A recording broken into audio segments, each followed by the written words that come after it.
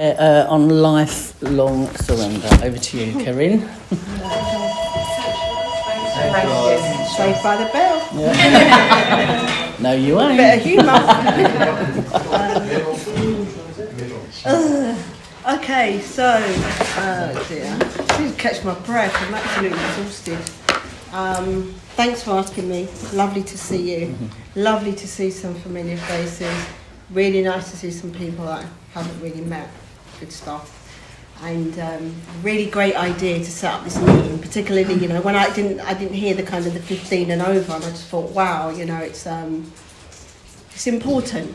So I feel quite kind of, well, just serious about sharing, if that makes any sense to anybody. I think what I'm trying to say is that I take having a lot of time seriously, because the opposite of not doing that sometimes is that it could be detrimental to me not to do that, not to kind of like acknowledge this process and acknowledge the fragility of lots of clean time. So it doesn't kind of protect me from anything, you know, from using basically, you know, that I could. And I was sitting there thinking, I remember one of my early sponsors, it was either one or two, said to me that in recovery, sometimes it's not the drugs or alcohol that kills you, what kills people.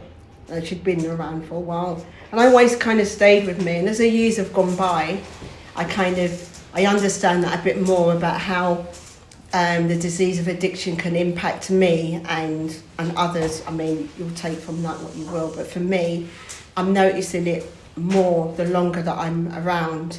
And when the book initially talked about surrender, I thought, right, if these guys wasn't in the room, I'd find something to make a bed, which is no word of a lie, and I'd lay right there in the middle of the table and I'd go to sleep. Because that's what I feel like I need to do right now. I am knackered, and I feel like I don't know what it is, my control, my compulsivity, my need to get everything done, my patterns of behaviour have just got me to this place where I just feel exhausted. I was working in the car up until 10 minutes before I came in it. And I had someone on the phone, and it was a minute before I was meant to end the call. And I said, all right, I've got to go now, yeah, see you later. And I ran around the corner, so I've got the car parked down there. I ran all the way around here. I made a phone call on the way to make sure someone else was all right and something else was all right that I'm taking care of. And I got here. I went to the loo and I said to myself, as chaotic as it gets and as difficult as it gets, things seem to work out. And with long-term recovery, is that okay? And do I have to think that it has to be a different way for me to be okay, for me to feel like I'm normalising the amount of time that I've been in this process? And I say this all the time. Until you get to that stage of having a period of time in recovery and having certain experiences, it's very hard for you to understand what it's like for somebody going through it, I think. You know, I think it's hard for anyone to really comprehend what it's like to, unless you're relating to yourself and not to me, because my journey is my journey, your journey is your journey. So for me, it's been hard. You know, it's been hard at times to get that. More will be revealed with, like, all land and sea and all this other stuff. And more will be revealed, be like, you'll still be doing that at 30 years. You know, you'll kind of be behaving like that. And I thought I'd be very honest today, because there's no point in not. You know, there's a part of me that feels like I want to cry my eyes out, because I just feel so much grief. And I think I've probably been running from that as well. I've probably been just kind of busy in myself, because I don't want to feel my heart, what's going on there. And I got up this morning, and my partner had to go to the dentist, and he has all these injections anyway, and he had to have something to eat before he went. And I found myself kind of making him some breakfast. And in the back of my mind, I was saying, but you need to be doing your praying and meditation. And the reason why I say that is, that's one of the things I'm still struggling with, that I'm kind of showing up for him consciously and at times abandoning myself. And the reason again why I say that is my childhood pattern is chronic abandonment. So I experienced that as a child growing up. And in recovery, I have had to spend many years kind of unpacking that. And I felt stuck sometimes. Like I've been in my prayer and meditation, I've been saying to God, like, remove this, like talking about another human being, by the way, to take this away from me. Like, I don't want it. Take it away from me. I don't want to feel this. I don't want to have to go through this. I don't want to have to face this. And, sorry. And what I think I'm getting back is, it's not what you want, it's what you need. Mm. And for me, I think what I'm kind of, and it spoke about at the end of that, about letting go. And there was a meditation I'd done a few weeks ago, and I clearly heard my higher power say to me, let go. Not let go of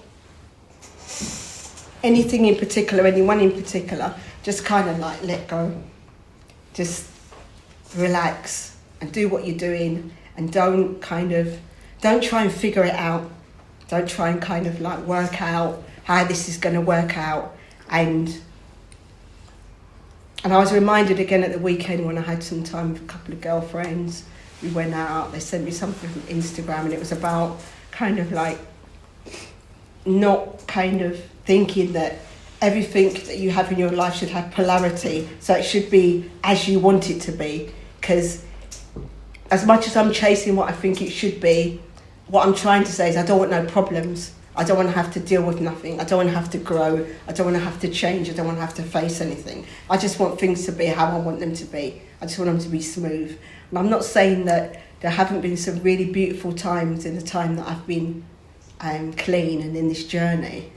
Else I probably wouldn't still be here. Mm-hmm. But times like this where I'm sitting here, I've got tears, and I think this is the reason why 10 minutes before I got in here I was still working. And this is the reason why I've just kind of like, at the moment, I'm not even sure what I'm running from. You know, part of me feels like, have I grieved my mum? You know, sometimes I feel like my mum died.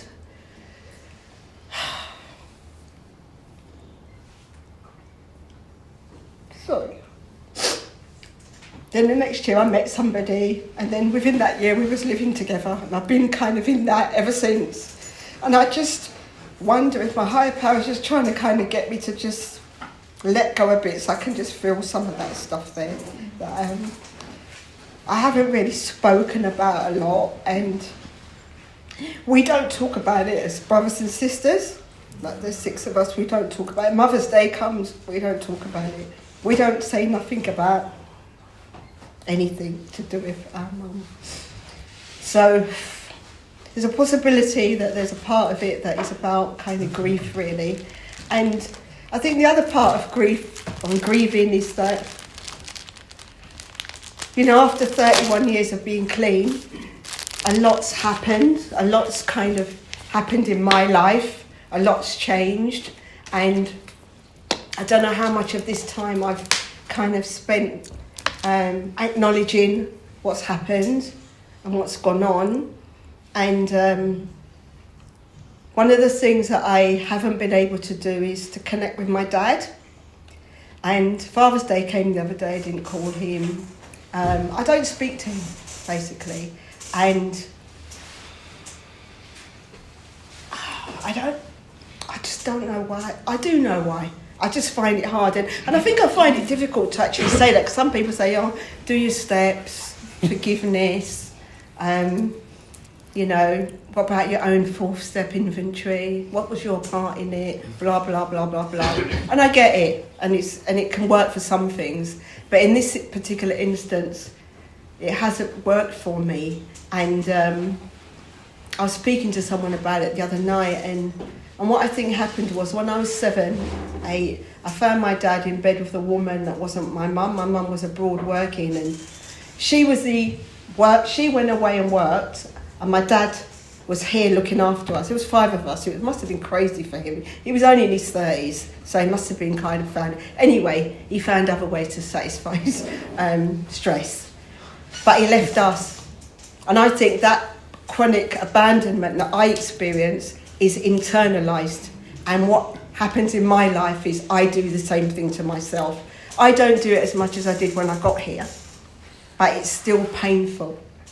And sometimes I say to myself, well, at least you didn't die, Karine. Some days I think to myself, you're still alive. And maybe that's as good as it gets, at this stage. And I'm not saying as good as it gets, like I'm supposed to drop dead tomorrow, but that might be within the process that some days it's just like, you know what, you're doing the best you can today. And I say that to some people now when they try to kind of call me out on stuff. I don't get so bothered about other people's hang-ups about my behaviour. I'm hung up about it enough. I don't need any feedback, thank you very much. I mean, please do, but it's not going to really affect me because I'm the one who's already completely highly strung about myself. So that's a win for me, in some ways, because years ago I probably would have been more affected by the way people saw me. But I think I've developed a kind of a compassion for myself that I don't feel so bad about being me and how I function and operate in the world. That doesn't mean that it doesn't feel painful, and it doesn't feel painful to be so avoidant of dealing with some of the things that are hard, dealing with living with somebody who's picked me because I'm a people pleaser and a caretaker. So that's hard work, for me. And it's hard for me to disengage from it. I just don't know how to. I don't know how to, and I don't know when it's going to happen, and I don't know if it's going to happen. But I do know that whilst I'm in it, I can learn to take care of myself. I can practice. In the readings it talks about practicing these principles in all our affairs. It's not just for the first few years. I love the fact that it says practice. I didn't get the fact that it was life. Practice, life, two totally different things. And that's probably why that jumped out at me, that kind of lifelong surrender. Because no matter what stage I get to, how clean I am, whatever it is that I'm doing, there'll always be an aspect of me or part of me that's surrendering to some aspect of my character or myself. And I can relate that to that child growing up that has developed these patterns. So relationship with higher power, God and trust has been hard for me. Yeah, I'm the kind of trust me. I'm the one who kind of relies on Karine, and that's because of what my dad chose to do. Not because he was a bad man, it's just because what he chose to do. But what he chose to do affected me. And it affects the way that I relate to him. Because for whatever reason, when I walked into that bedroom, my dad was asleep, the woman that he was with woke up, she looked at me, I looked at her, she looked at me, I looked at her, I looked at him, he was asleep, out cold, drunk. I turned around and I walked out. And I think when I turned around and walked out, I went like that. There's something here happened to me. And I think that's never really kind of changed around my dad. And my sponsors tried to kind of get me to set a thing on my app. And it says, it comes up every week, it says, phone dad. I just look at it. Every Sunday, my app says phone dad on my face. It's been probably there for a couple of years. I just look at it. If my dad was to die tomorrow, I will feel sad, but not bad. Because I know in my heart of hearts that I can't even say I tried my best. I can say that this is just how I felt. I don't think I will feel bad about it. I think I will just accept, and that pamphlet that we have, until I can accept life as exactly the way that it is, I cannot find no peace. Words to that effect. And I think that my peace is, that's my dad. He's a good guy. He did the best he can. But some of his decisions, some of his decisions affected me and affect the way that I relate to men and affect the way that I relate to myself. But within all that, since I've came to Narcotics Anonymous, I haven't found the need to use. I found the need to use lots of other things, but I haven't found the need to use the crocodile that was closest to my boat, which was drugs and alcohol. There's enough crocodiles that come for me, yeah? Some of them can take a little nibble, some of them can take a bite, but they ain't eating me up. And sometimes they come and go. You know, the shopping crocodile comes all the time, you know, all the time. You know, the food crocodile's always, they're always bloody hungry, you know. I don't know, they're my main two crocodiles actually, kind of like shopping, food, not really into porn that much. I mean, some people are, I'm just into seeing women being dragged all over the place, and men for that. Let's get it right, you know what I mean? I ain't into that. I'm just not into that. It always seems like the woman gets the raw deal. I don't know what kind of porn you guys watch, but for me it's like, no mate, I ain't into that.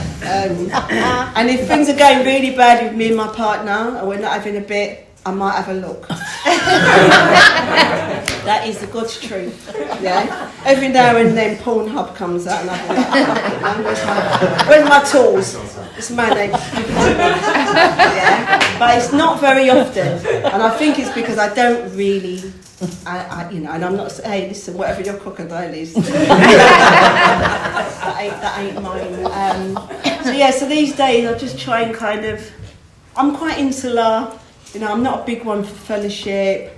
I'm not a big one for kind of, I ain't got lots of friends, I've got a few mates. Some people describe me as a bit pensive, that, oh, she's got no, you know, she's a bit like that. She's not friend. You know, people have said over there, you've changed, you've softened up a bit. Like, thanks for the feedback. And that could be true, but hey ho, I've already said, hey ho. So for me, I'm drifting through life, and I'll end on this. I was 60 last year. And I just think, what the hell? I came here when I was 28, got clean when I was 29. And what I'm thinking about now is, what does the next phase of my recovery, aging, feel like or look like? You know, I'm thinking about my retirement. I'm fortunate that I did make some good financial decisions because I was a grafter before I got here, so I made a couple of moves. Yeah, practice is principle, practice honesty, that's all I'm going to say.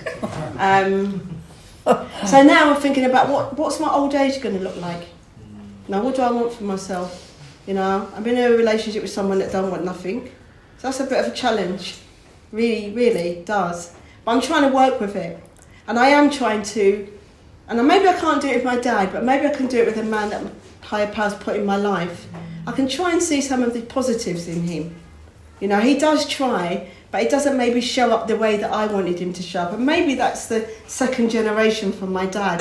I've got this other man that doesn't, not really, you know, not really kind of, but, you know, I came in tonight and I said to him, how did your day go? And he goes, you didn't even ask me how I am. And a part of me wanted to say, excuse me, that's about my day. But I didn't. I said to myself, maybe that's what he likes. Maybe he wants me to ask him how his day was. And maybe that's okay. And maybe tomorrow when I come in, I'll take all my clothes off and I'll say, how are your day? See the sarcasm? God help me if he turns me down. Where's my dinner?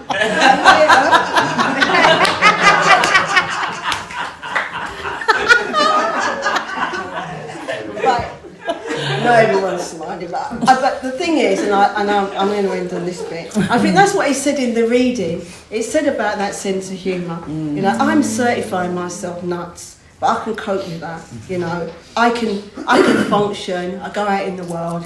I'm kind-hearted. I help people. I sponsor people. I try and help out people financially where I can. I try and do what I can in the world. When I came here, my contribution was nil. You know, I was like finding ways and means to use and live, to get more, to keep more, to have more, to be more. Yeah, and nowadays I'm more about kind of like, what can I do to contribute out there in the world on a good day? I think that's my, yeah? Thank you.